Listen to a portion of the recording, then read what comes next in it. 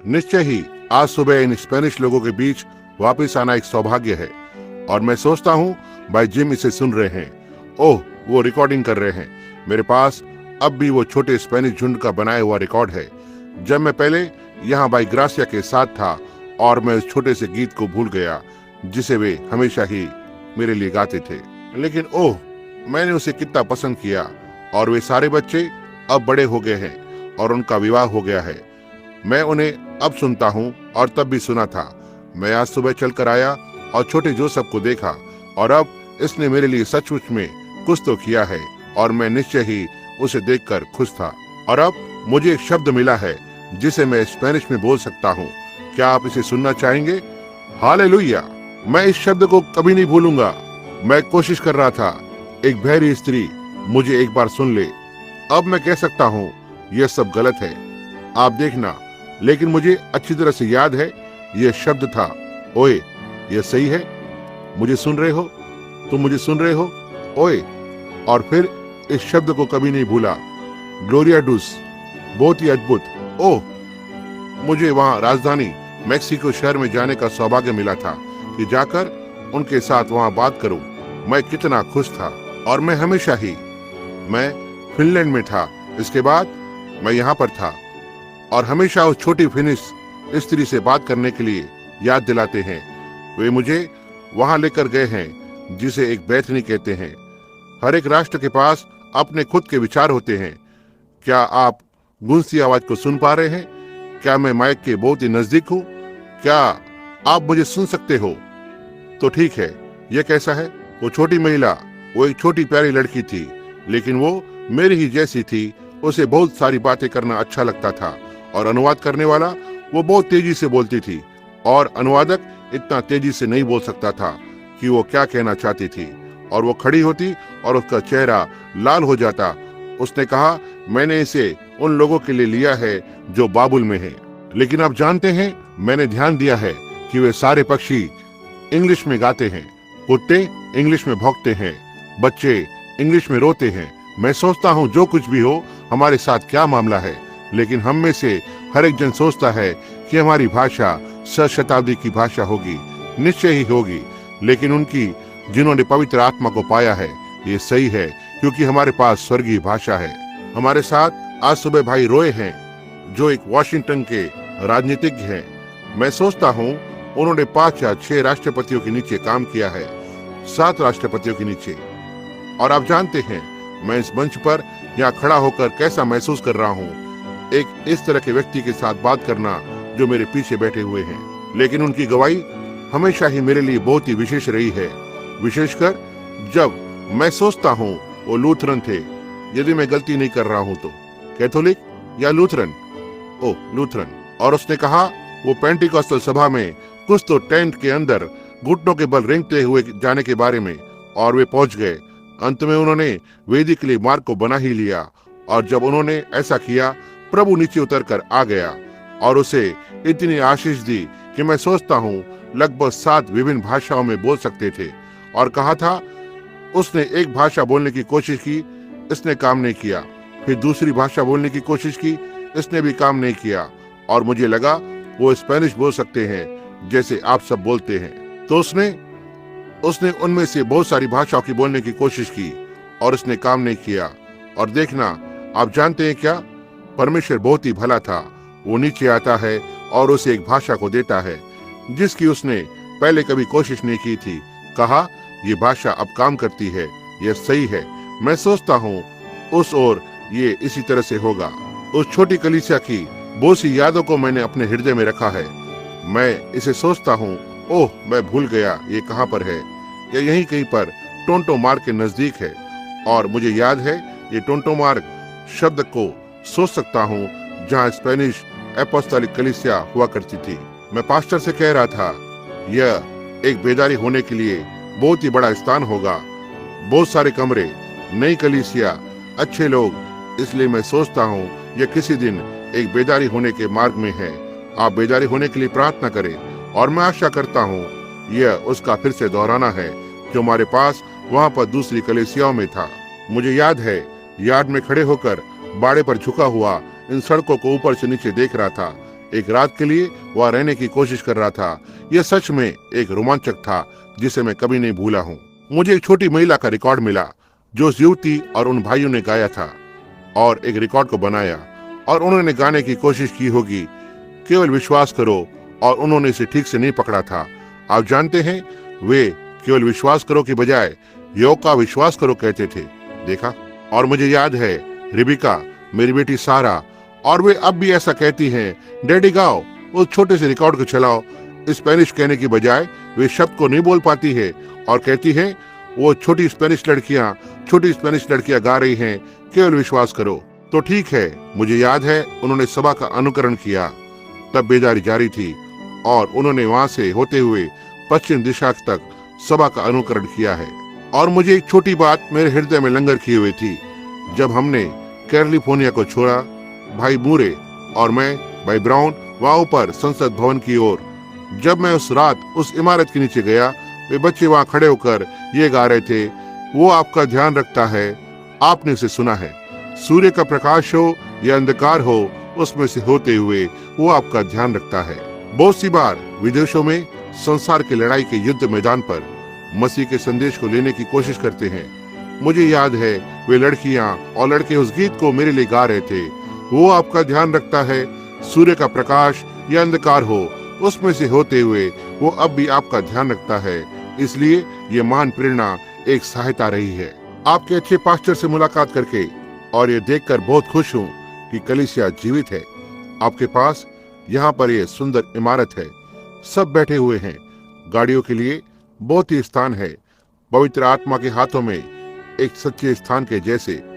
यदि केवल हम इसे देखने और जानने के लिए उसे समझ सकते हैं तो हम एक बेदारी को बुला रहे हैं और मैं विश्वास करता हूँ वो एक बेदारी को भेज देगा। अब आज रात दूसरी ओर भाई ऑटलॉ के कलीसिया में होंगे जो यीशु के नाम की कलीसिया है। और भाई ऑटलॉ, मैं विश्वास करता हूँ जो प्रेरितों की कलीसिया है, मैं सोचता हूँ वो उस कलीसिया को यीशु का नाम करके बुलाते हैं। मैं सोचता हूँ वो विश्वास में प्रेरित है। तो आज रात हम वहां पर होंगे। और अब हम स्पेनिश कलीसिया से नहीं कह रहे हैं अब आप उधर आए, क्योंकि आप अपने कार्य के पद पर बने हुए हैं। और फिर क्रिश्चियन बिजनेसमैन की एक रैली होने जा रही है जो गुरुवार को आरंभ होगी, दूसरी कलीसियाओं के सभा समाप्त होने के बाद गुरुवार को। और इस कन्वेंशन में उनके साथ प्रमुख बोलने वाले होंगे और वे हैं ओरल रॉबर्ट और कुछ मेथोडिस्ट भाई जिन्होंने अभी उद्धार पाया है, और वे दावा करते हैं कि वो एक प्रभावशाली प्रचारक हैं। और मुझे पक्का है आप इन कन्वेंशनों का आनंद लेंगे। और आप युवा बच्चों के लिए उन्होंने वहाँ एक रैली को भी रखा है, जैसे भाई ने अभी घोषणा की, और मैं अपने बच्चों को वहाँ भेजूंगा इसलिए कि वे वहाँ इसमें जा सकते हैं, और इसलिए वहाँ पर आए। हमें आपके वहाँ होने की खुशी होगी। परमेश्वर आप सबको आशीष दे। और अब मैं बाइबल के पन्नों को पलटना चाहता हूँ और उसके कुछ आशीषित वचन को पढ़ूंगा, और जिसे मैंने आज सुबह के लिए चुना है। थोड़े समय के लिए मैं आपको ज्यादा समय तक रोके नहीं रखना चाहता हूँ। कुछ वचन, और इनमें से एक पहला शमूएल से है और दूसरा यशायाह से है, और मैं पहले यशायाह से पढ़ना चाहता हूँ। क्या आप हर कहीं पर ठीक से सुन पा रहे हो? इन माइक के बीच में वे मुझे बहुत ही नाजुक दिखाई देते हैं, मैं नहीं जानता क्यों। आप वहाँ ठीक से सुन सकते हो? आप अपने हाथ को उठाएं। अच्छी बात है, अच्छी बात है। अब मेरी आवाज थोड़ी सी फटी हुई है, निश्चय ही यह ज्यादा बोलने से है। और जब मैं पहले यहाँ स्पेनिश भाई के साथ लगभग 16 वर्ष पहले आया था, मैं सोचता हूँ लगभग 16 या 17 वर्ष पहले, तो मैं तब से प्रचार कर रहा हूँ, तो मैं थक गया था। मैंने कहा मैं अब भी थक गया हूँ, लेकिन मैं अब भी परमेश्वर के अनुग्रह के द्वारा आगे बढ़ रहा हूँ। अब यशायाह 40 को खोलेंगे, यशायाह का 40वां अध्याय और पहला शमूएल का 3रा अध्याय। और जब हमने वचन में के उन स्थानों को पढ़ने के लिए खोला है, मैं चाहता हूँ कि हम अपने सरों को कुछ समय की प्रार्थना के लिए झुकाएं। हमारे स्वर्गीय पिता, हम आज आभारी हैं कि आपने इस सुंदर इमारत में खड़े रहने का यह सौभाग्य दिया जो परमेश्वर को उसके काम के लिए समर्पित है। और हम जानते हैं जो आपके दास यहाँ इस मंच या पुलपिट के पीछे बहुत बार खड़े हुए हैं और आपकी सेवा के लिए एक समर्पित जीवन के साथ हैं, और जो इसे इस सुबह यादों को वापस लाते हैं, उन बेदारी की यादों को जिनकी हाल ही में पवित्र आत्मा के साथ शुरुआत हुई थी, जो एक बड़े प्रकाश के रूप में एक अग्नि के खंभे की नाई नीचे उतर आया और उसने कहा कि संदेश पृथ्वी पर फैल जाएगा और अब आज यह इतिहास है। और इसे देखने के बाद संदेश ने इन व्यक्तियों के जरिए से आग को लगा चुका है, जैसे ओरल रॉबर्ट और टॉमी ऑसबॉर्न और टॉमी हिक्स और बहुत से और भी हैं। और उन प्रयासों के जरिए से जो हमने एक साल मिलकर किए हैं, हम देखते हैं संदेश ने आकाश के नीचे हर एक राष्ट्र में आग को लगा चुका है, जो पेंटिकॉस्टल का संदेश है। इसके लिए हम आपको धन्यवाद देते हैं और आपकी स्तुति करते हैं, ओ सामर्थी परमेश्वर।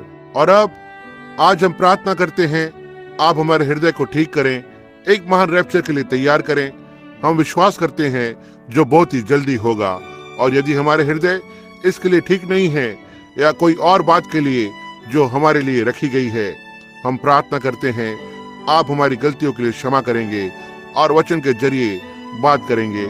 इस कलीसिया के पास्टर को आशीष दीजिए, इसके डीकन्स, ट्रस्टियों, सारे जन साधारणों को, सदस्यों को, छोटे से गीत गाने वाले झुंड को, पियानो बजाने वालों को, संगीत बजाने वालों को आशीष दीजिए।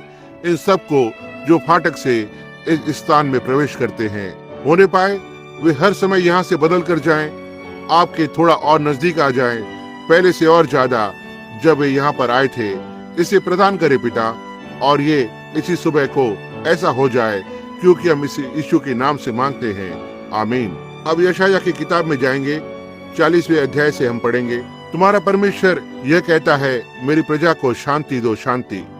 यरूशलेम से शांति की बातें कहो और उससे पुकार कर कहो कि तेरी कठिन सेवा पूरी हुई है, तेरे अधर्म का दंड अंगीकार किया गया है।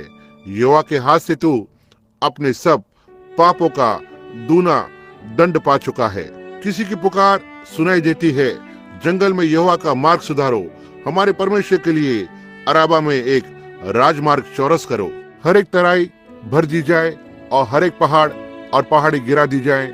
जो टेढ़ा है वह सीधा और जो ऊंचा नीचा है वह चौरस किया जाए।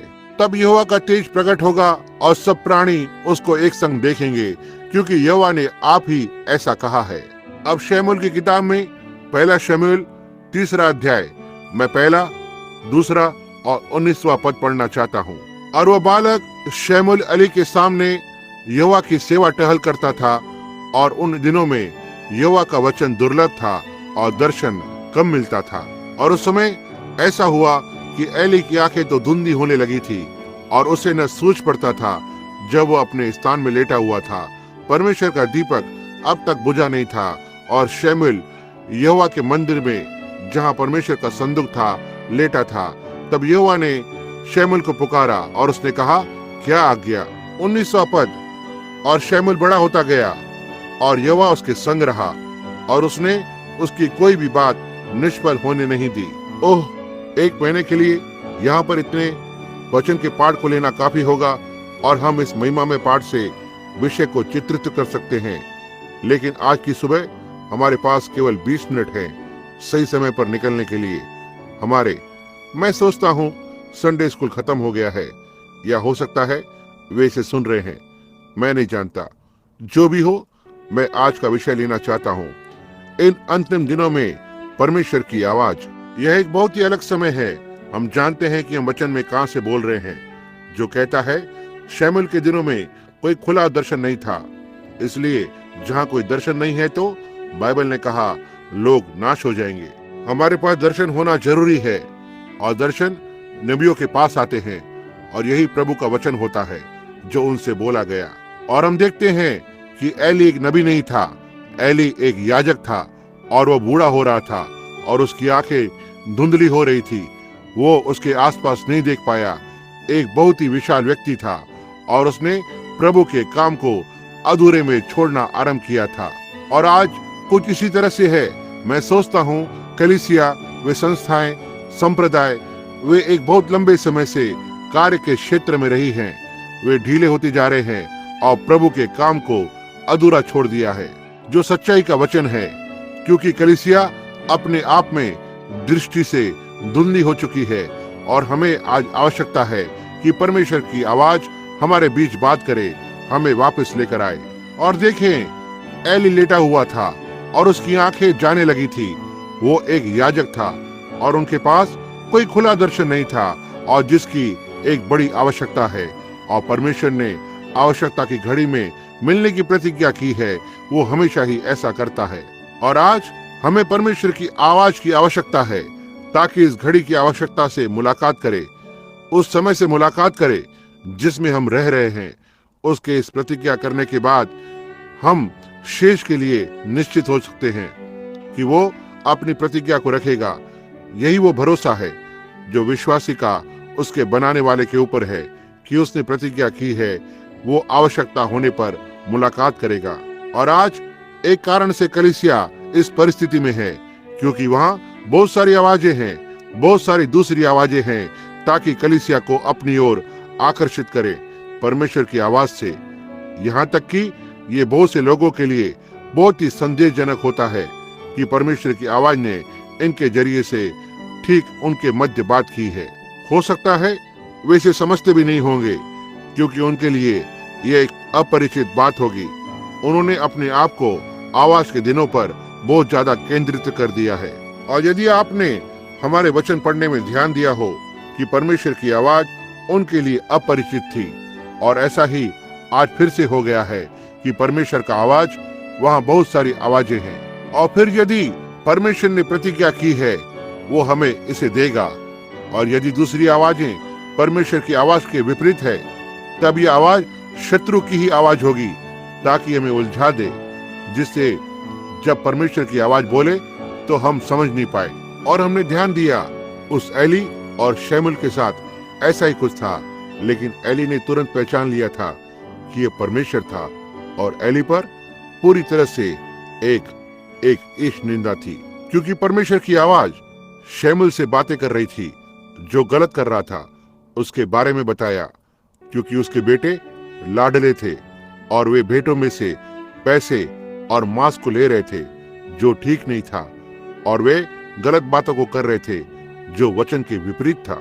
और शमूएल केवल वो बात को जो शमूएल कर सकता है कि वो सच्चाई को बोल दे, और वो उनके ऐसा करने से थोड़ा असंतुष्ट था क्योंकि ये उस स्थान के विपरीत था जिसमें उसे बढ़ने के लिए भेजा गया था, जो एली और उसका मंदिर था।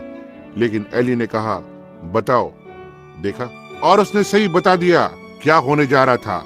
वो शमूएल या एली के एक याजक की नाई दिन समाप्त हुए थे क्योंकि परमेश्वर ने बताया कि परमेश्वर शमूएल उस नबी के जरिए से अपने संदेश को भेज रहा था। बहुत ही विचित्र जन्म, बचपन से प्रभु को समर्पित। जब वो एक बालक था परमेश्वर ने उससे बातें की और उसे एक आगे रखे काम के लिए तैयार कर रहा था, और एली का समय समाप्त हो रहा था। आज धरती में बहुत सारी आवाजें हैं जिससे ये बिल्कुल ही एक कठिन सा लगता है क्योंकि ये अलौकिक की आवाज को दबा देती है। वहाँ बहुत सी बुद्धिमान आवाजें हैं, महान व्यक्तियों की बड़ी आवाजें जो बुद्धिमान हैं, जिससे उनकी बुद्धिमानी की उपाधियां यहाँ तक कि राष्ट्र को हिला देती हैं। वे ऐसे ही एक रात के लोग नहीं हैं, लेकिन वे राष्ट्र को हिला देते हैं। बड़े संस्थाओं को एक साथ इकट्ठा करते हैं, फूलों से लदे हुए अभियान करते हैं, और एक व्यक्ति थोड़ा उलझन में आ जाएगा। उन्हें उलझन में लाने के लिए इतना ही काफी है कि किस तरह ये बातें होती जा रही हैं और सफल हो रही हैं, और वहां पर वे आवाजें हैं जो ऊपर उठती हैं, इन कामों को करती हैं, और इसी कारण से परमेश्वर की आवाज बहुत पीछे कहीं तो दब गई है। वो परमेश्वर की सच्ची आवाज, और परमेश्वर की आवाज वे कहते हैं, हम कैसे जानेंगे कि यह परमेश्वर की आवाज है? क्योंकि आज के लिए तब यह प्रमाणित नबी में थी। अब आज हम कैसे जानेंगे कि यह परमेश्वर की आवाज है? क्योंकि ये नबी के वचन का प्रकटीकरण है। यह परमेश्वर का नबी है, और एक सच्ची परमेश्वर की आवाज केवल सच्चे जीवित अलौकिक परमेश्वर का उसके अलौकिक वचन के साथ वापस आती है, उस सच्चे वचन के अलौकिक प्रकटीकरण के साथ। तब हम जान जाते हैं कि यही परमेश्वर की आवाज है। क्योंकि और वो अलौकिक वहां दूसरे क्षेत्रों में बहुत कुछ और भी है जिसने लगभग इसे दबा ही दिया है, लेकिन याद रखना, ये चमकेगी, ये आगे आएगी, यह इसे करेगी। अब यहाँ पर आज राजनीति की संसार में एक आवाज है, यही एक बड़ी आवाज है, और लोग निश्चय ही इस बड़े राजनीति के दिन में यह सब उनकी कलीसियाओं में और सारी बातें मिलजुल गई हैं। और बहुत सी बार जो हमने हाल ही में देखा है कि असल में राजनीति की आवाज कलीसियाओं में परमेश्वर की आवाज से ज्यादा प्रभावशाली है, या अमेरिकन लोगों ने कभी नहीं किया जो उन्होंने अभी किया है। देखा, उन्होंने इसे कभी नहीं किया। यदि उन्होंने परमेश्वर की आवाज को जीवित रखा होता तो वे कभी ऐसी गलती नहीं करते थे। लेकिन आज धरती पर राजनीति की आवाज परमेश्वर की आवाज से इतनी ज्यादा प्रभावशाली है, यहाँ तक कि लोगों ने उनके मसीह जन्म सिद्ध अधिकार को एक गंदी लोकप्रियता, शिक्षा और राजनीतिक शक्ति के लिए बेच दिया है। इसे देखकर बहुत ही शर्म आती है। और इसी बात को हमारे राष्ट्र ने किया था। इस बात को करने पर लोग ठीक वापस मुड़ गए और उस बात को मतदान दिया, जिससे हमने अन्य देश को छोड़ दिया और वो प्लायमाउथ और मैफ्लावर और वे यहाँ पर आ गए और इस बड़ी अर्थव्यवस्था की स्थापना की जो हमारे पास है। हम इसी बात से बाहर आने के लिए बहुत लड़े। हमने इसके शिकंजों में से खुद को ठीक पीछे रखा, क्योंकि बाइबल कहती है यह इसी तरह से होगा। और एली का तरीका एक नबी के बजाय वो याजक था। नबी वचन होता है और वो याजक कलीसिया था। और यह एक ऐसे स्थान में चला गया यहाँ तक कि ये इतना ढीला होने लगे कि लोगों के लिए वचन अपरिचित हो गया है। वे इसे नहीं पकड़ पाते हैं। फिर आप इसे बोलते हैं, वे इसे नहीं समझते हैं क्योंकि उनको यह नहीं सिखाया गया है। पौलुस ने कहा, यदि तुरी का शब्द साफ न हो तो कौन जानेगा कि खुद को युद्ध के लिए कैसे तैयार करें। लोगों को एक कलीसिया की आवाज के लिए प्रशिक्षण दिया गया है जो एक कलीसिया की तुरही है। कहते हैं जो बाकी दूसरों को मिला है उससे अधिक हमें हमारे संडे स्कूल में मिला है। इस बात से कोई मतलब नहीं है। जो बाकी दूसरों को मिला है उससे अधिक हमें हमारी संस्थाओं में मिला है।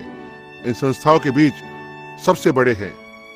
देखा, इसी प्रकार की एक आवाज है जिससे लोग प्रशिक्षित किए गए हैं। रास्तों में जाकर लोगों को प्रेरित करके उन्हें अंदर लाते हैं। हजारों हजार सभाएं उन्हें अंदर लाने के लिए करते हैं। उनकी दिलचस्पी किस में है? हमारे पास बहुत बड़ी कलीसिया है, हमारे पास बहुत सारे लोग हैं, हमारे पास सबसे अधिक संख्या के सदस्यों का संडे स्कूल है, हमारे कलीसिया में शहर का मेयर आता है। यह सब अच्छा हो सकता है, लेकिन यदि यही कलीसिया परमेश्वर की आवाज से प्रशिक्षित नहीं है जो सुसमाचार की तुरी है, तो इससे क्या होगा? और जब एक बात ऊपर उठती है, बिल्कुल वैसे ही जैसे हमारी सरकार के भीतर उठ चुकी है। क्या हुआ है? कलीसिया तुरी की आवाज को नहीं जानती और वे नहीं जानते क्या करना है।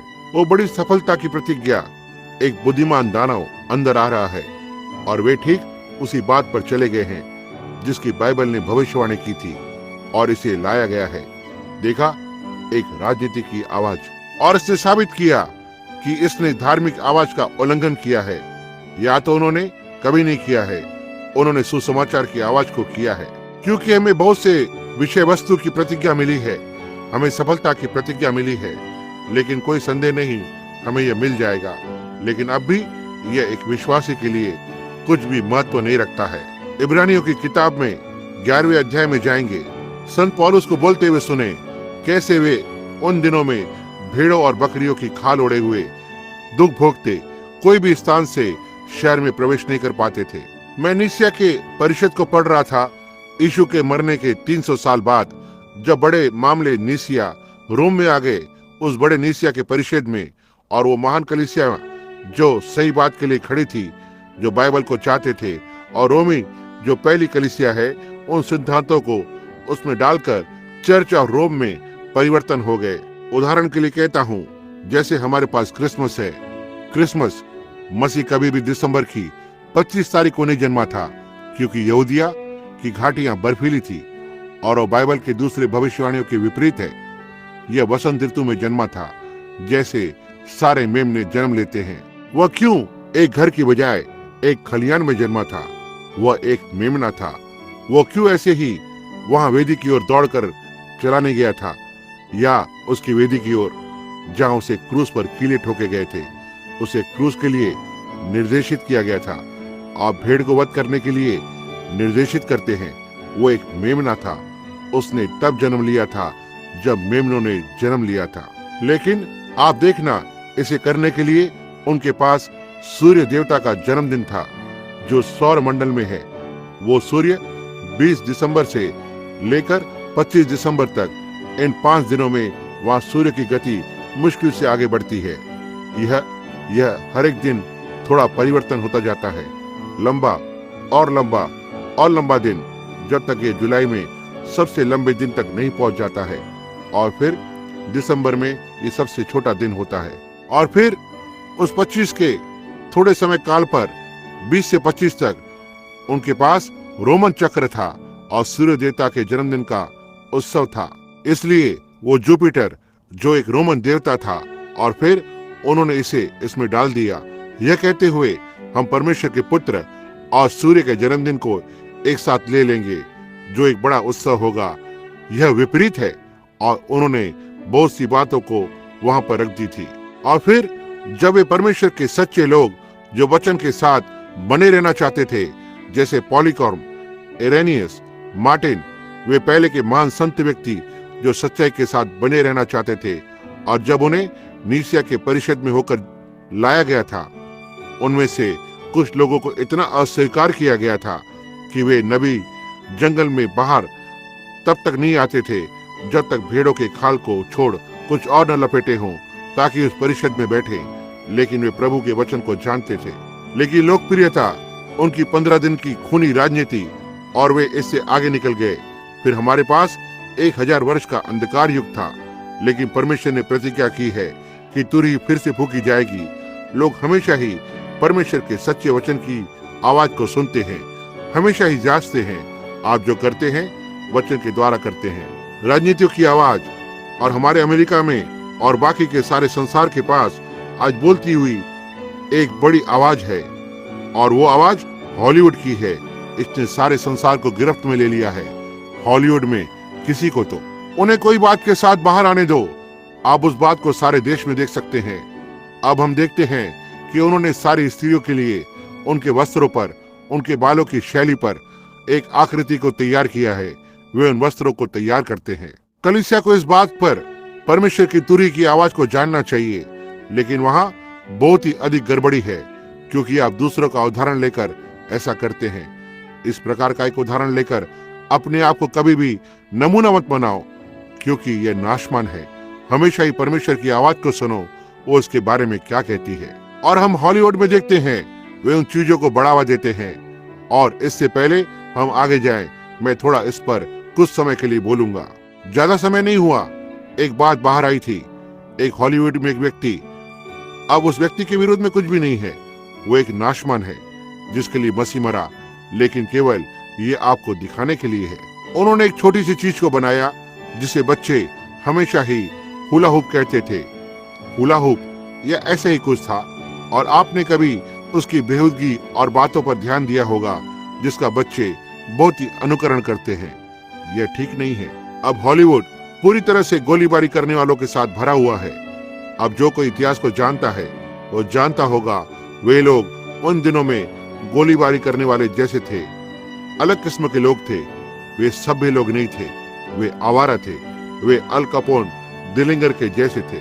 उनके पास टेलीविजन पर एक हॉलीवुड का खेल था, वे उसे गन स्मोक कहते थे। और मैंने एक दिन जांच करने पर सुना कि वो व्यक्ति जिसने इसका किरदार किया है, अर्नेस या ऐसा ही कुछ, अर्नेस, मैं भूल गया कि उसका नाम क्या है, और उसे चाहिए था, वो मैट डिलियो को दर्शाता है जो कैंसस में एक फौजदार है। और मैट डिलियो पीले खरगोश के समान था। वहां पिछवाड़े में उसने डाच शहर के बाहर 19 बेगुनाह लोगों को गोली मार दी थी, और वो एक झाड़ियों में रुका रहता। और जब एक व्यक्ति आगे आता जिसे कोई तो बुलाकर और उससे कहता कि कोई तो एक बदमाश वहां से आ रहा था और वहां पर बाहर रुके रहो, और जब वो व्यक्ति वहां पर आता तो वो पीछे से गोली मार देता। अब हम पाते हैं वो नामी व्यक्ति जो नीचे गिर गया है, क्योंकि यह पाप को पूरी तरह से महिमामय कर रहा है। लेकिन हमारे देश के छोटे बच्चे यीशु मसीह के बारे में बताने से ज्यादा आपको मैट डिलियो के बारे में बता सकते हैं।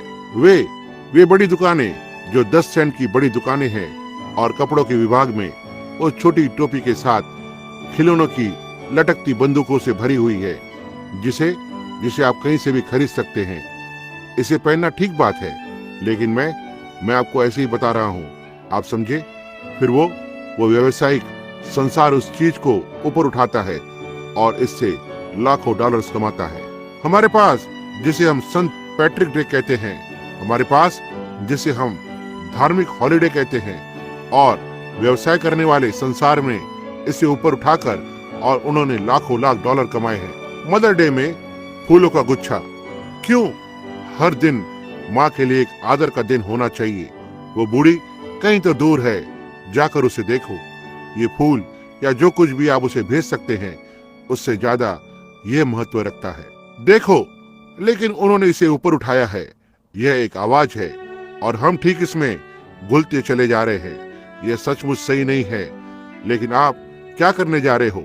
देखो, मैं आपको एक स्थान पर लाने की कोशिश कर रहा हूँ ताकि आपको कुछ बताऊं जो मैं विश्वास करता हूँ। वो आवाज असामान्य आवाज है, जो परमेश्वर की आवाज है। अब हम देखते हैं उन्होंने कदम को रखा है। क्या आपने कभी ध्यान दिया है? हमारे पास जवान लड़के रिक्की और एल्विस बन चुके हैं।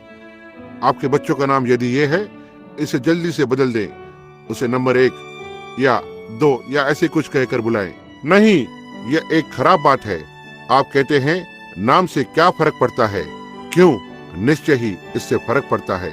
आपका नाम आपके जीवन के चरित्र को दर्शाता है। भाई ब्रैनम, अब आप अंक शास्त्र पर आ गए हैं। नहीं, मैं नहीं हूँ, मैं यहोवा यो कहता पर हूँ।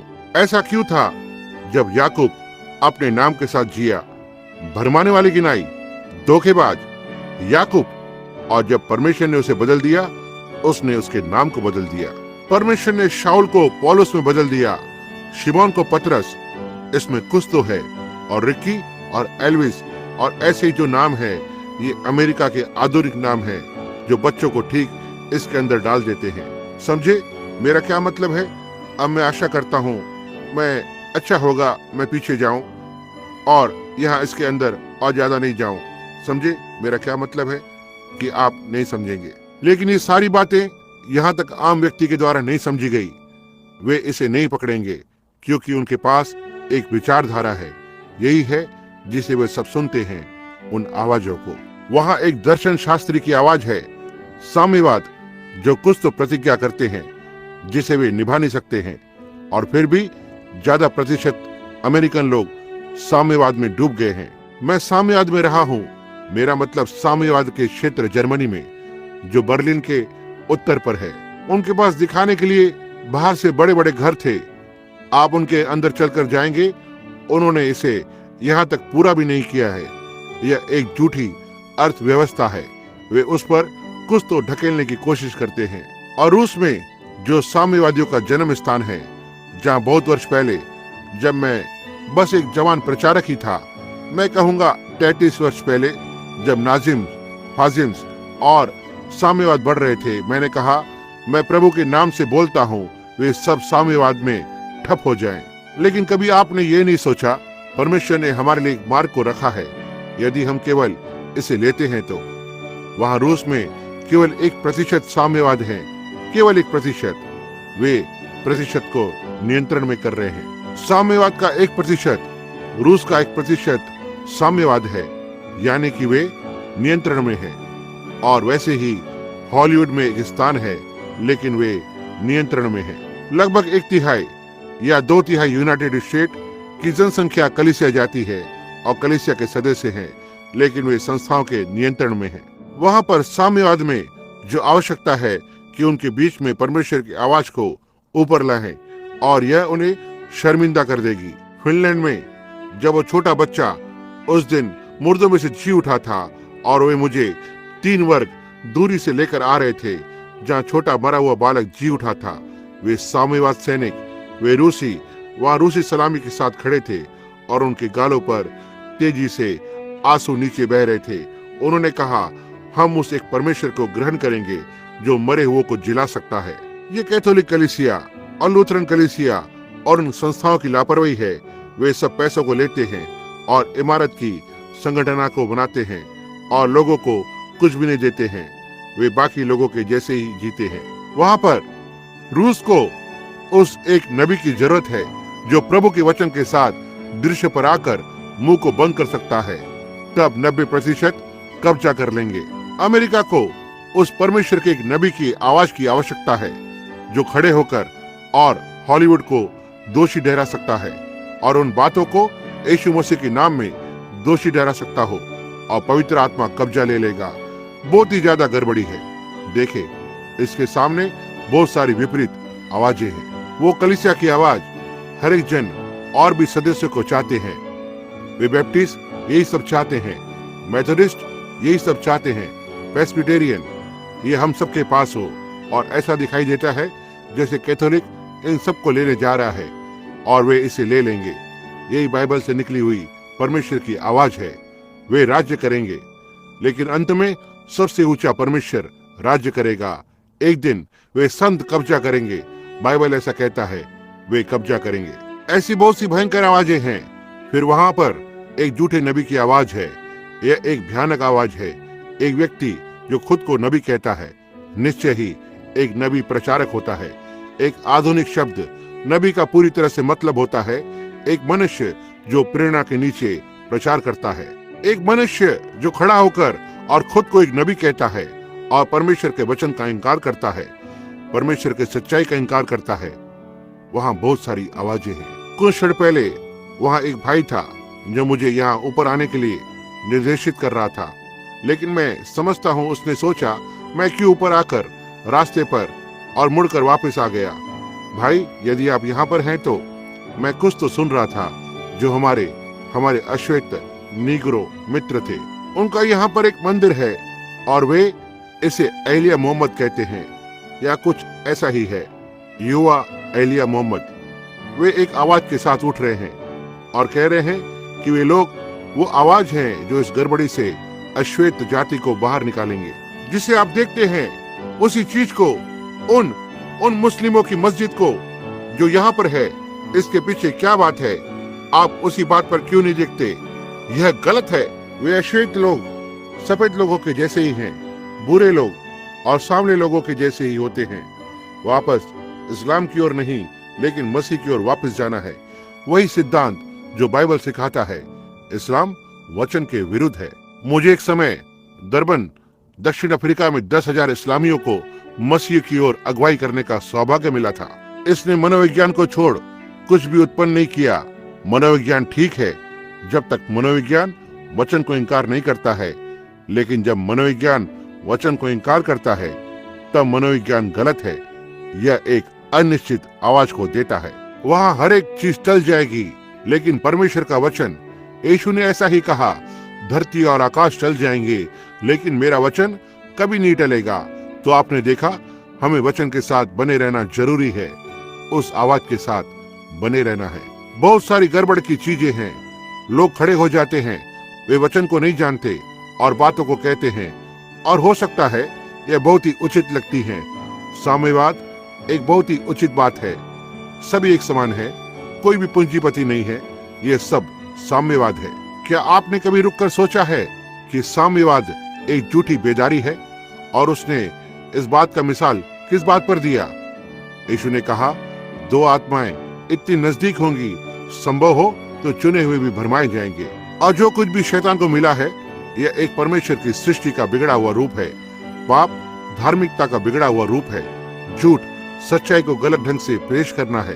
व्यभिचार वो एक कार्य है जिसे परमेश्वर ने दूषित करने के लिए हमें ठहराया है। सारा अविश्वास विश्वास का बिगड़ा हुआ रूप है। बिगड़े रूप को लेने के लिए आपको सच्चाई को इनकार करना होगा। देखो, इन आवाजों को समझने के लिए उन्हें वचन के द्वारा परखो और देखो ये सही है कि नहीं। ओह, हम कितना आज के इन आवाजों पर आगे और आगे जा सकते हैं, लेकिन हमारा समय निकलता जा रहा है। लेकिन बहुत सारी आवाजें हैं जिसे लोग नहीं जानते कि क्या करना है। मेथोडिस्ट अंत में एक बैप्टिस्ट प्रचारक को सुनेंगे। वे वहां पर जाएंगे, वे वहां थोड़ा रुकेंगे और वे लूथरन की ओर जाएंगे। और पेंटिकॉस्टल में उनके पास विभिन्न झुंड है। एक इस तरफ जाएगा, एक दूसरी तरफ जाएगा, फिर आगे और पीछे। यह दिखाता है कि आप स्थिर नहीं हैं। उसकी आवाज को सुनो। यहाँ है ये पेपर पर लिखा हुआ वो आवाज। जो साबित हो जाएगी यदि ये सही है तो। कलीसिया की दुनिया नहीं जानती कि क्या करना है। वो राजनीतिक की दुनिया गड़बड़ी में है। हर एक चीज गड़बड़ी में होती दिखाई पड़ती है। लोग यहाँ से भागते हैं और कुछ बात ऊपर आती है, कुछ जैकेट की बात, कुछ कुर्ते की बात। जब मैं रोम में था, उनके पास 19 विभिन्न साबित हुए कीले थे जिसे यीशु के हाथों पर डाला गया था, और वहां पर केवल 3 ही थे, लेकिन फिर भी उनके पास 19 विभिन्न कीले का रिकॉर्ड है। अब इससे क्या फर्क पड़ता है कि कीले किसके पास हैं? मसीह ने कीलों को हमारे आराधना करने के लिए कभी नहीं छोड़ा। उसने उसके वचन के द्वारा हमारे लिए पवित्र आत्मा को छोड़ा है। जो विश्वास करेंगे उनके ये चिन्ह होंगे, उनके पास मूल कीले होंगे। उनके पास जो विश्वास करेंगे उनके ये चिन्ह होंगे। वे मेरी आराम की हुई संस्थाओं से ताल्लुक रखेंगे। उसने कुछ आराम नहीं किया। देखा वो आवाज कैसी विपरीत है। लेकिन जो विश्वास करेंगे उनके ये चिन्ह होंगे। मेरे नाम से वे दुष्ट आत्मा को निकालेंगे। यहाँ ये वचन है। वे नई भाषा में बोलेंगे, सर्प को उठा लेंगे जो उनको हानि नहीं पहुंचाएगा। यदि वे विषैली वस्तु भी पी जाएं, इनसे उन्हें कुछ फर्क नहीं पड़ेगा। यदि वे बीमारों पर हाथ रखेंगे, वे चंगे हो जाएंगे। और आप इन बातों को देखना और साथ में बाकी के वचन को एक साथ रखना। अब केवल इसे साबित नहीं होगा, बिल्कुल नहीं। यही है जहां हम पेंटिकॉस्टल गलत रास्ते पर होते हैं। क्या यीशु ने नहीं कहा, बहुत से उस दिन मेरे नाम से आकर कहेंगे, क्या हमने तेरे नाम से बड़े काम नहीं किए हैं? क्या मैंने आपके नाम से भविष्यवाणी नहीं की है? क्या मैंने ये सब तेरे नाम से नहीं किया है? यीशु ने कहा, मुझसे दूर हो जाओ कुकर्म करने वालों, मैं तुम्हें नहीं जानता। क्या आपने देखा मेरी बहनों और मेरे भाइयों, मैं इस पीढ़ी को इतना क्यों दोषी ठहरा रहा हूँ और अभियोग लगा रहा हूँ? तुम मनुष्य और दूतों की बोली बोल सकते हो। तुम सारी कलीसिया में घूमकर आत्मा में नाच सकते हो। इसका इसके साथ कुछ लेना देना नहीं है। मैंने इस्लामियों को इसी तरह से घूमकर नाचते देखा है। मैंने सुना है कि डॉक्टर ओझा के डेरे में देखा गया है कि जादूगर खड़े होकर और अन्य भाषाओं में बोलते हैं और इसका अनुवाद करते हैं और बिल्कुल सही बताते हैं कि क्या होने जा रहा है, और यह उसी तरह से होता है। मैंने यहाँ तक एक कलम को उठते हुए और अन्य भाषा में लिखते हुए देखा है, और वहाँ एक ही है इसे पढ़ सकता है, और ये शैतान से था। तुम अपने अनंत मंजिल की बुनियाद को किसी संवेदना पर नहीं रख सकते हो। शैतान उनमें से किसी भी संवेदनाओं को नकल कर सकता है। नहीं, यह मसीह को जानना है। आपके जीवन में कुछ तो बदलाव को आना है। अपने जीवन को देखो और इसे वचन के साथ मिलाओ और देखो तुम कहां पर हो। निश्चय ही इस विषय को लेते हुए इन सारी नकलों, झूठी आवाजों, झूठे नबियों के बावजूद और सारी दूसरी बातों के बावजूद जो उठ रही हैं, यीशु ने फिर भी कहा, इन सब बातों के बावजूद यदि कोई मनुष्य मेरी आवाज को सुनकर मेरे पीछे चलेगा, वो वचन है। सुनना इन सारी आवाजों में हमारे लिए उसकी आज्ञा है। जिसे मैंने कहा, इन सारी आवाजों को बाहर लाने में घंटों लग जाएंगे और ये लोगों को उलझन में ला रही है। यह एक दयनीय बात है। और इस सब के बाद आपको दूसरा मौका नहीं मिलेगा। तुम्हें इसे अभी लेना है। हो सकता है आपको आज रात एक मौका नहीं मिले, हो सकता है आपको कल एक मौका नहीं मिले। यह अभी है जब तुम मेरी आवाज सुनो। अपने हृदय को कठोर मत करना, जैसे क्रोध दिलाने के समय में किया था। अब यही वो समय है। यह उसे स्वीकारने योग्य समय है। और यदि कोई मनुष्य मेरी आवाज को सुनेगा, यह दिखाएगा कि उसकी आवाज अब उन सारी गड़बड़ी के बीच में होगी। उसके पास अब भी आवाज है। क्यों? क्योंकि उसकी आवाज हमेशा ही बनी रहेगी। यहाँ पर है ये, धरती और आकाश चल जाएंगे, लेकिन मेरी आवाज कभी नहीं टलेगी, जो उसका वचन है।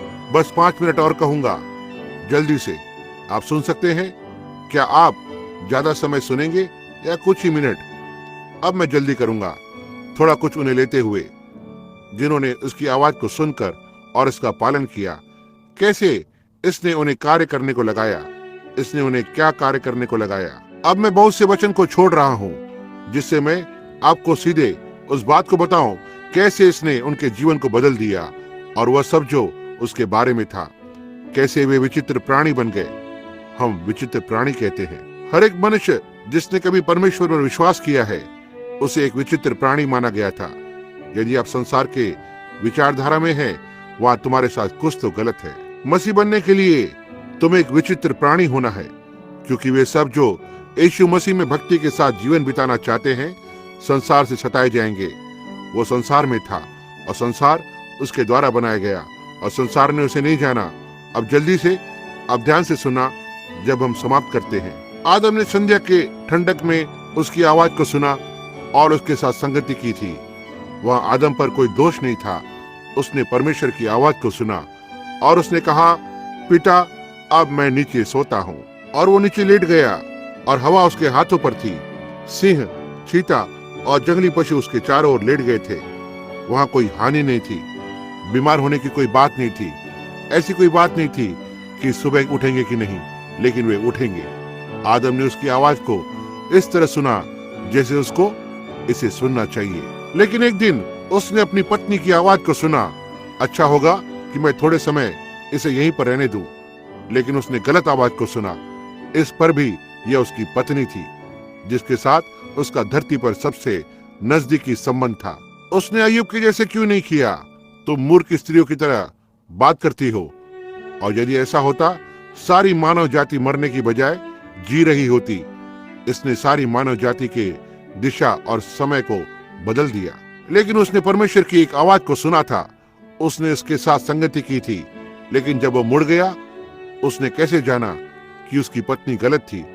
याद रखना, यह मधुर थी। हम आज सोचते हैं कि हमारी संस्थाएं, कलीसिया, हम सोचते हैं कि आज हमारी सफलता, परमेश्वर हम पर मुस्कुरा रहा है। यह अच्छा दिखाई देता है।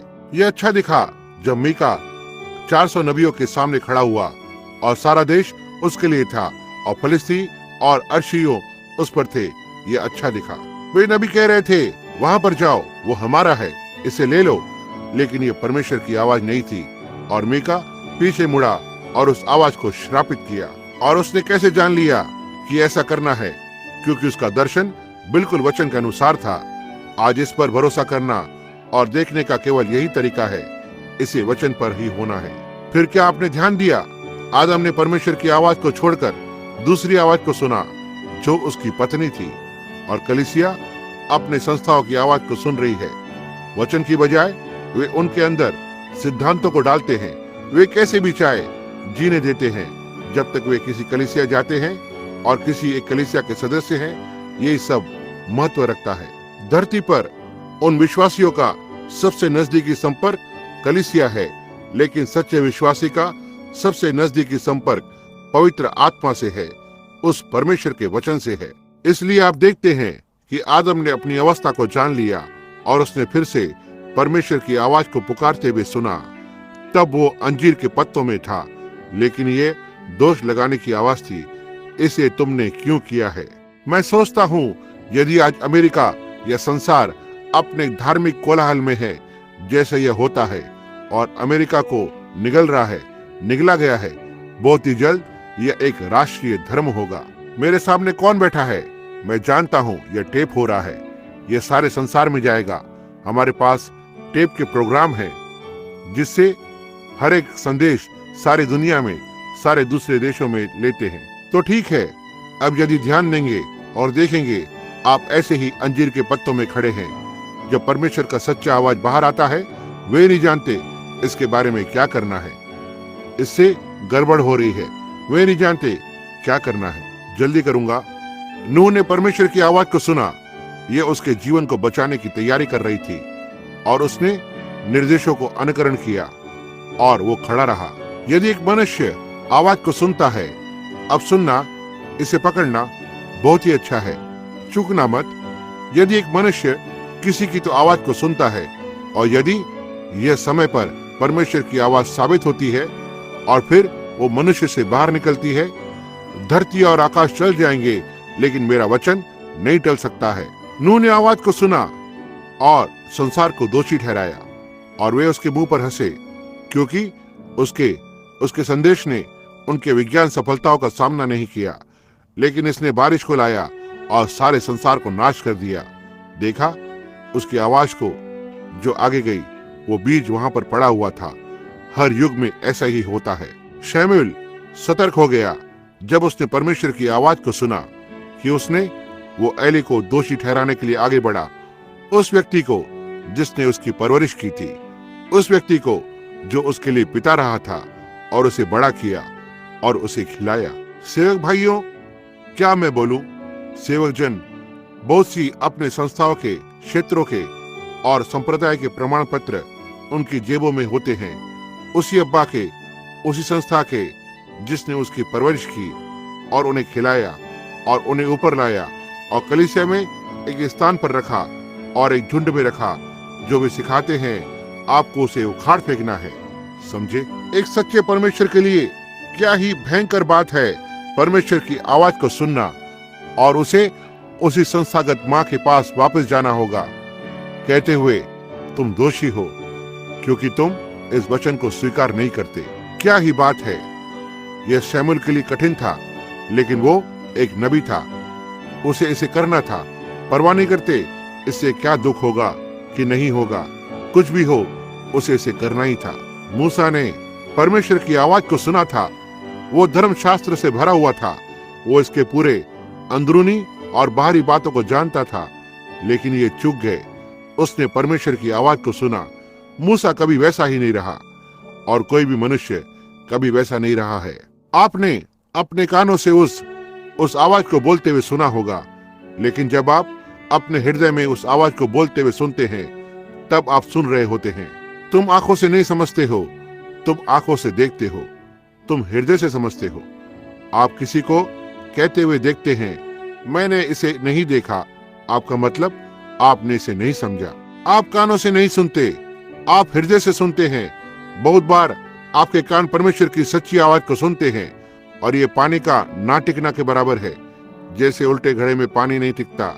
लेकिन जब आप सचमुच सुनते हैं, आप हृदय से सुनते हैं। और सारा धर्म ज्ञान जो मूसा के पास था, उसने परमेश्वर की आवाज को नहीं सुना था, लेकिन परमेश्वर ने इस 80 वर्ष के चरवाहे को उस एक तरफ पुकारा और उससे बातें की और उसने उसे पकड़ लिया।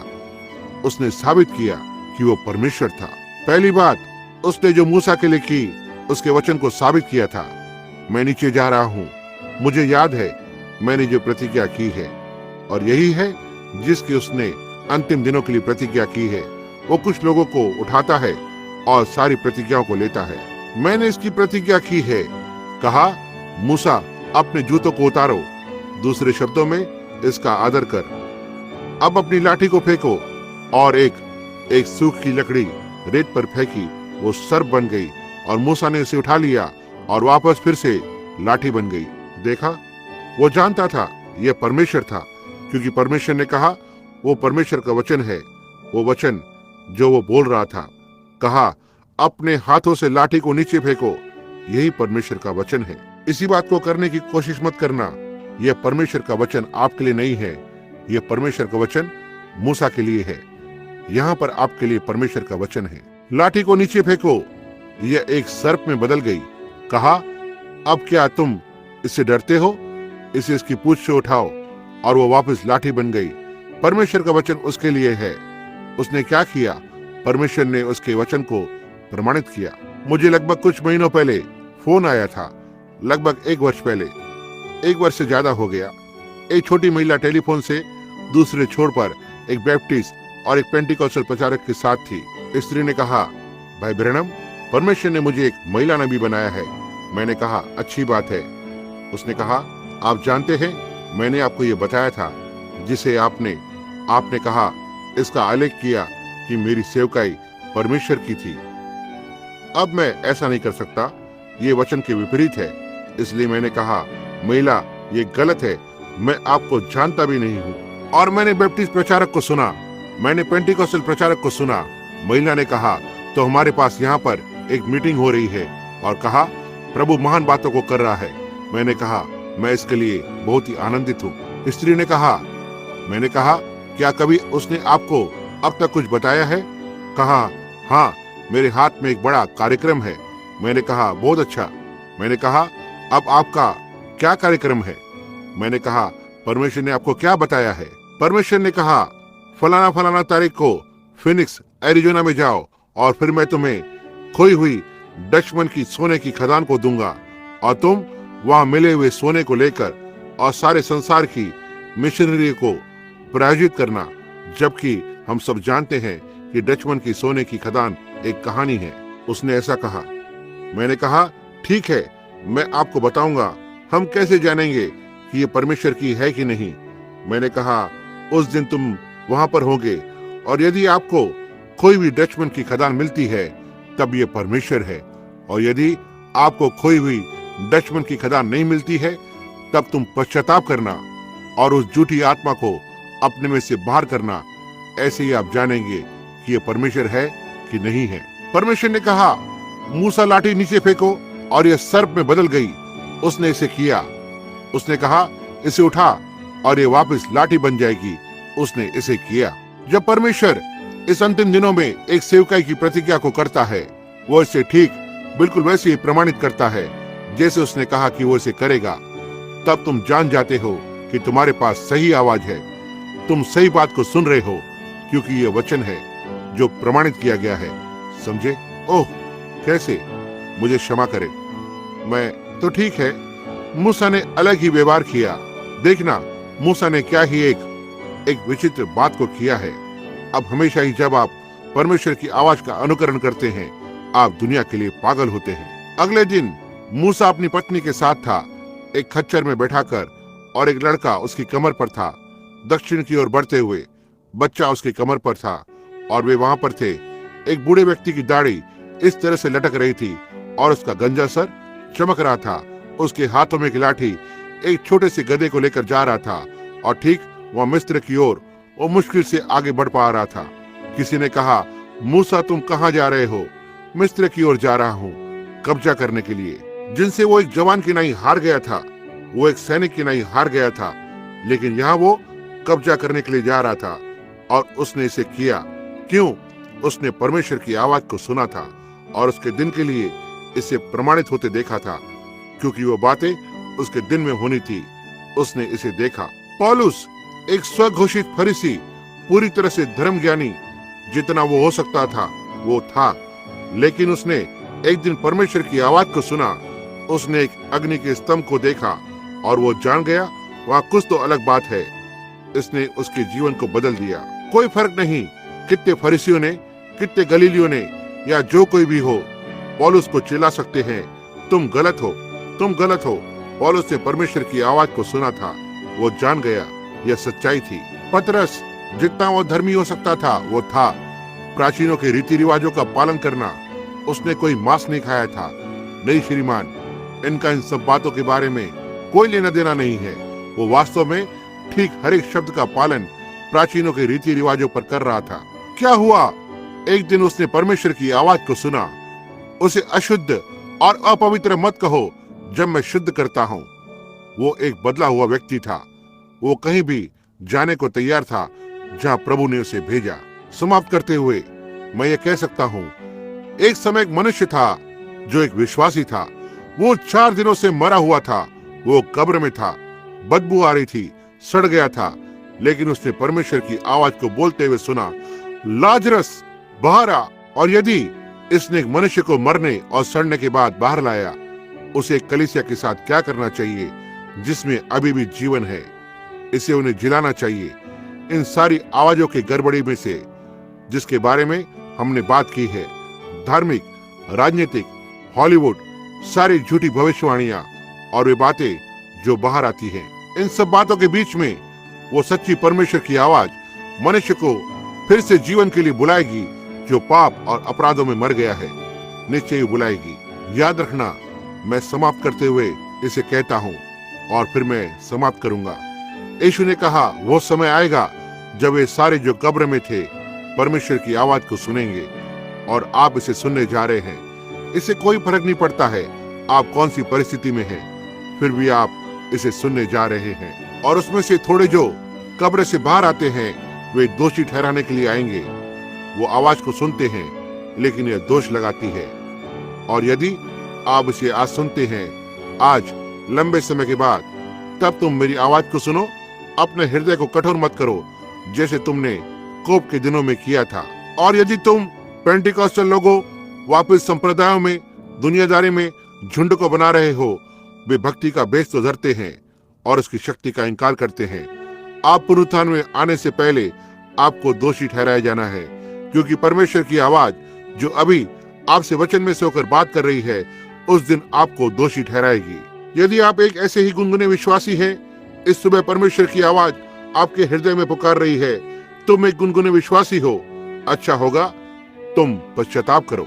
तुम पुरुष, स्त्री, लड़कों, लड़कियों, यह मसीह के लिए जीना नहीं है, और परमेश्वर की आवाज उसके वचन में से होकर बोल रही है और कह रही है, इसे करना बंद करो, अच्छा होगा तुम ऐसा करो, क्योंकि तुम इसे एक दिन फिर से सुनोगे और यह तुम्हें दोषी ठहराएगी। तुम इसका इनकार नहीं कर सकते।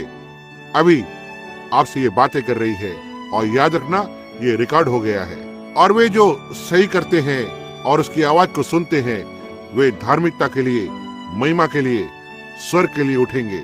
इसलिए आप किसी भी समय उसकी आवाज को सुनने जा रहे हैं। हो सकता है आज सुबह यह आपके हृदय में धीमी आवाज में बोल रही है कि जिस पर तुम जा रहे हो उस मार्ग से मुड़ जाना चाहिए, वापस परमेश्वर की ओर मुड़ो।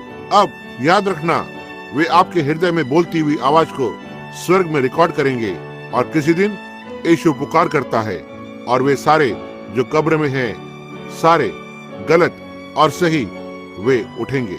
और फिर बिल्कुल वही आवाज धीरे से वापस सीधा आपसे कहेगी, फिनिक्स एरिज़ोना में एक फलाना रविवार की सुबह जब सेवक आवाज पर बोल रहा था, तुम्हें बहुत समय तक रोके रखा था। मैंने तुमसे बातें की। स्त्रियों, मैंने तुम्हें बताया अपने बालों को बढ़ने दो, भद्दे कपड़ा पहनना छोड़ दो। पुरुषों, तुम्हें बताया कि झूठ बोलना, धूम्रपान करना छोड़ दो। तुम प्रचारक, परमेश्वर के वचन की ओर वापस मुड़ो। मेरा क्या मतलब है समझे? यह सही है।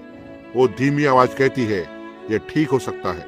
यदि मैं निकोदेमुस के जैसे आता था, मैं तब भी वहां जाने के लिए कोशिश करता था, और यहाँ कहीं पर तो रेत में आकर और कहता, प्रभु परमेश्वर, मैं यहाँ हूँ, मुझे अब बदल, अपने रूप में ढाल, वचन की ओर वापस आ जाओ।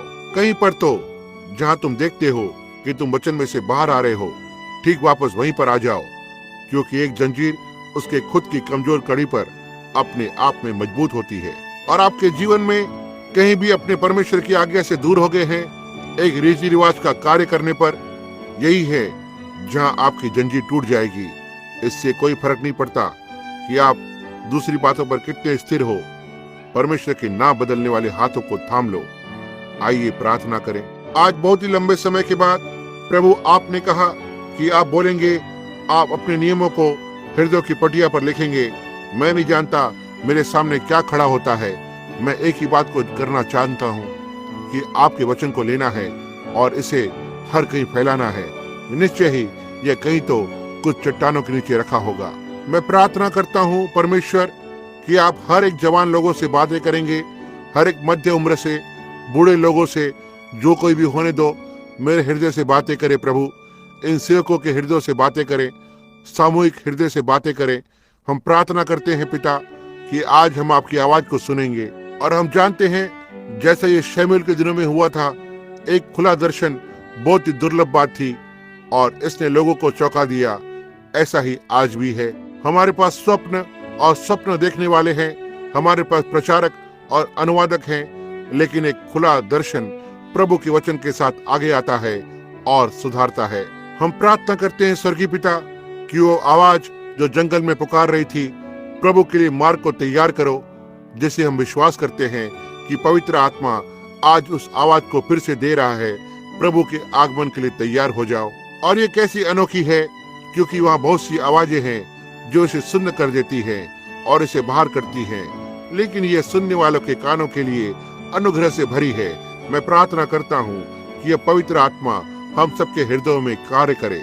और जब हमने अपने सरों को झुकाया है, और मैं भरोसा करता हूँ हमारे हृदय झुके हुए हैं, यदि आप जानते हैं कि आपने कहीं तो अपने जीवन में आज्ञा में नहीं रहे हैं, जानते हैं कहीं वचन पर जिसे आप जानते हैं यही बाइबल की शिक्षा है, जिसके साथ आपने सहयोग नहीं किया है, क्योंकि कुछ तो हॉलीवुड की आवाज ने आपको कुछ ही अलग करने को लगाया है।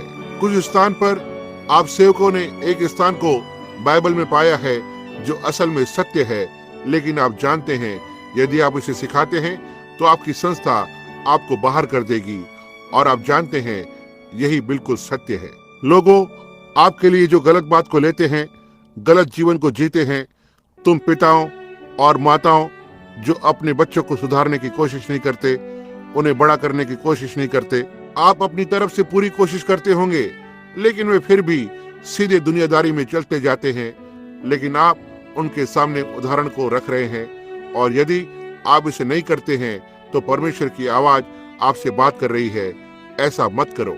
और अब अपने सरों को झुकाने और सारे आंखों को बंद करने के साथ और होने पाए स्वर्ग का परमेश्वर नीचे उस व्यक्ति के हृदय के अंदर देखे जो भूखा है और उस स्थान को ढूंढता है जहां पर वो गलत है, और परमेश्वर के लिए एक हाथ को उठाकर कह रहा हो, प्रभु मेरी इच्छा सचमुच आपकी आवाज के लिए है, ताकि मेरे सारे अविश्वास को निकाले और उन बातों को जो आपके जैसी नहीं है, और मुझे वो बनाइए जो आपको मुझे बनाना है। क्या आप अपने हाथों को उठाएंगे? जब आप प्रभु आशीष दे, परमेश्वर आपको आशीष दे। तब बाइबल ने कहा, यीशु ने कहा, और इन सारी दूसरी आवाजों के बावजूद फिर भी यदि एक मनुष्य मेरी आवाज को सुनता है, उसके पीछे चलो, आपको आपकी इच्छा मिल जाएगी। प्रभु, समय निकल रहा है, लेकिन बाइबल ने कहा, जितनों ने विश्वास किया, बपतिस्मा लिया। मैं प्रार्थना करता हूँ स्वर्गीय पिता कि हर एक जन जिन्होंने सच्चे अंगीकार के साथ अपने हाथों को उठाया है, वो परमेश्वर का वचन जिसे उन्होंने पढ़ा है और ये देखा है कि वे गलत थे, मैंने उनमें से आधे लोगों को भी नहीं देखा है। यह मेरे देखने के लिए नहीं है, ये आपके लिए है कि आप देखें। प्रभु, आप उस उठे हुए हाथ के पीछे और इरादे को और उद्देश्यों को जानते हैं। उन्हें इसी समय से उनके हृदय में के उद्देश्य को दे दीजिए। आज के दिन से मैं परमेश्वर के वचन को और परमेश्वर की आवाज को लूंगा और अनुकरण करूंगा। इससे कोई फर्क नहीं पड़ता कि मूल्य क्या हो। और जब ये जा रहे हैं, अपने मनों में सहन करें कवि का वो गीत, यीशु ने ही क्रूस को अकेला सहा है और सारा संसार आजाद हो गया। नहीं, वहाँ हर एक के लिए क्रूस है, वहाँ मेरे लिए क्रूस है, और इस पवित्र क्रूस को मैं सहूंगा जब तक मृत्यु मुझे आजाद नहीं करती। फिर जब परमेश्वर की आवाज बोलती है, मैं उसकी धार्मिकता में आगे बढ़ूंगा, क्योंकि मैंने उसकी आवाज का अनुकरण किया है जो उसके वचन की आवाज है। अब मैं उन्हें आपको सौंपता हूँ प्रभु, यीशु मसीह के नाम से। अब जबकि हमने अपने सरों को झुकाया है, आप अपने अंगीकार और अपनी प्रतिज्ञा को ले रहे हैं। मैं यहाँ पर बैठे हुए छोटे लड़के पर अचंभित हूँ। अपने सर को चारों ओर घुमा रहा है और वहाँ कलीसिया के लिए एक आवाज है, मैं प्रभु हूँ जो सारे रोगों को चंगा करता है। यही एक आवाज कलीसिया में है। और आप सब जिन्हें चंगाई की जरूरत है और आप परमेश्वर के हर एक वचन के लिए पवित्र जीवन को जी रहे हैं, आप जो जानते हैं सही क्या है और आपको चंगाई की जरूरत है, मैं सोचता हूँ यदि आप केवल अपने हाथ को ऊपर उठाएं, मुझे एक चंगाई की जरूरत है। तो ठीक है, अब उस आवाज को अपने हृदय में रखें, मैं प्रभु हूँ जो सारे रोगों को चंगा करता है। याद रखना, जब वचन बोला गया है, इसे पूरा होना है।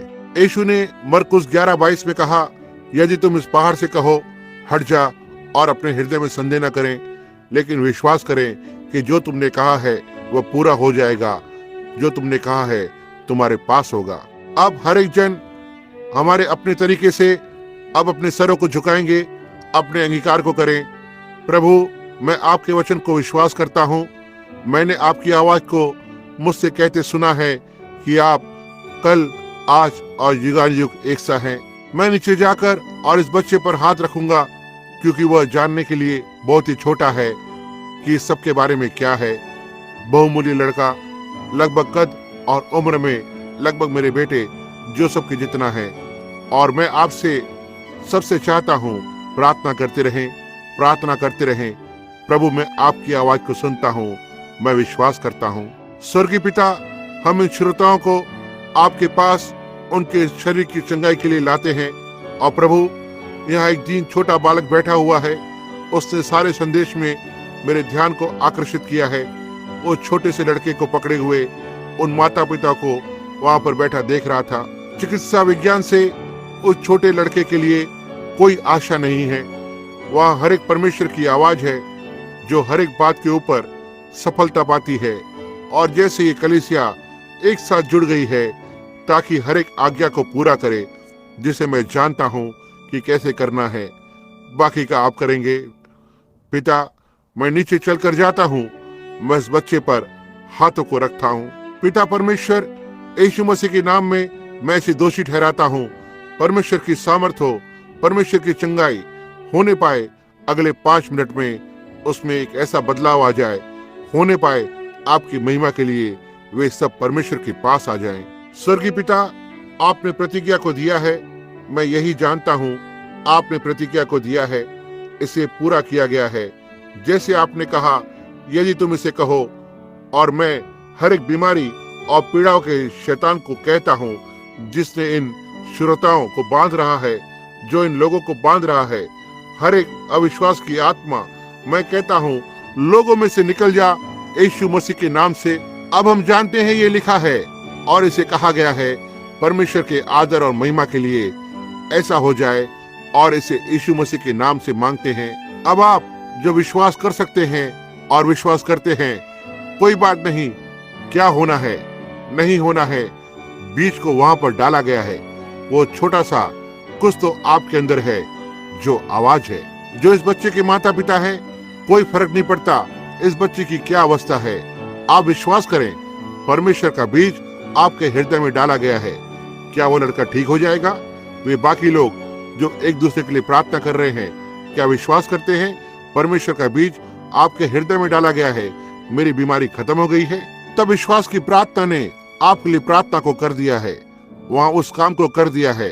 और यदि शैतान कभी कोशिश करता है, आप ठीक वापस आकर कहते हो, उस रविवार की सुबह में उस स्पेनिश कलीसिया में खड़े होकर विश्वास की प्रार्थना ने मेरे लिए प्रार्थना को कर दिया है और परमेश्वर ने प्रतिज्ञा की है। वो विश्वास की प्रार्थना बीमारों को बचा लेगी और परमेश्वर उन्हें खड़ा करेगा। यह होने जा रहा है। क्या आप इसे विश्वास करते हैं? आमीन कहें। परमेश्वर आशीष दे। अब मैं सभा को वापस भाई रोज को दूंगा। मैं यहाँ भाई जुएल रोज को चाहता हूँ।